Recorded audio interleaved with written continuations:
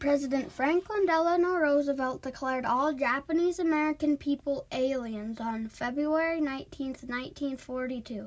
This led to many Japanese Americans sleeping in horse stalls 2 days later.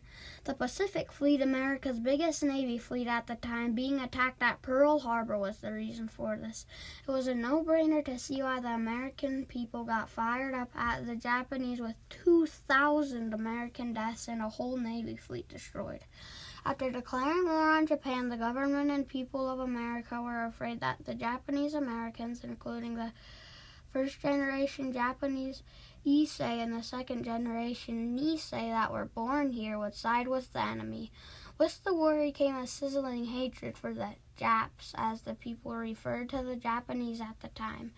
President Roosevelt's declaration, Executive Order 9066, helped subdue this worry, considering that it gave all Japanese-looking people 48 hours to sell everything they owned for small amounts of money, being put in internment camps in the most isolated places in America with poorly built houses and no amounts of privacy.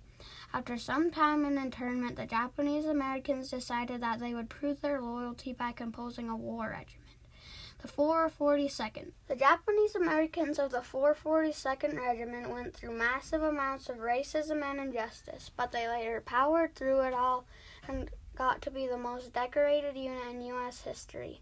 And though they were not treated as heroes, they were more than heroes. They had broken a massive chunk of the lingering racism barrier and had to overcome stereotypes. The people in internment sent the soldiers that would go and train in Camp Shelby, Mississippi, on the way.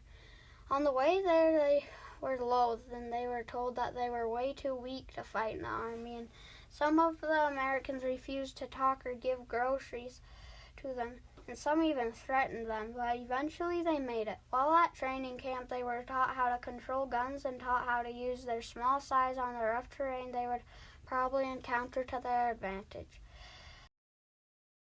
Then, when their army thought they were ready to fight, the generals started asking for a mission. And after many tries, the new Japanese regiment got issued to go to Europe and fight. For their first destination, the 442nd Regimental Combat Team would leave for Naples, Italy. Susumu Sato, a soldier for the 552nd Battalion, which was another all-Japanese American regiment, said that my priority was to show American people that we're just as loyal as anybody else. We need to prove our loyalty because it's the reason why we're in camp. The American public says that we're enemy aliens, we're loyal to Japan, and so forth. And that perception's gotta be changed. They ventured up Italy with not much adversary, but when they arrived in Boyers, France, the vicious Germans defended the city well. They were eventually able to push the Germans back into the Vosges Mountains. Many groups had tried to claim the city, but the 442nd was the first to do it in World War II. Back in New York, many newspapers didn't want to write about the regiment. The newspapers that would write about them only included a short story about them. And some of the newspapers didn't even give them credit for taking the region. After only a few days of rest, the general tested the regiment's power by sending them into the mountains to chase the Germans. The mountains were made up of draining steep climbs, especially for the Japanese Americans. Later, they were able to catch up with the brutal Germans who had been waiting for them with a warm welcome on machine guns and mortar cannons. To Hitler, the Vosges mountain range was one of his main priorities, which was not hard to understand considering that it claims high ground, a path straight to Germany, and all in all an advantage. So it wasn't surprising when heavily armored tanks, crazy amounts of men, and other gizmos were guarding the mountains. The regiment pushed the Germans over the Gothic border, the separation of France and Germany, after days of ruthless fighting, but at that point, some of the remaining regiment were contracting an excruciating foot sickness, trench foot, caused by wearing wet socks for too long, and to make it worse. Most of the soldiers had blisters. This combination of blisters and trench foot hurt most in the morning, and even sometime after sunrise they held a bad grudge against walking.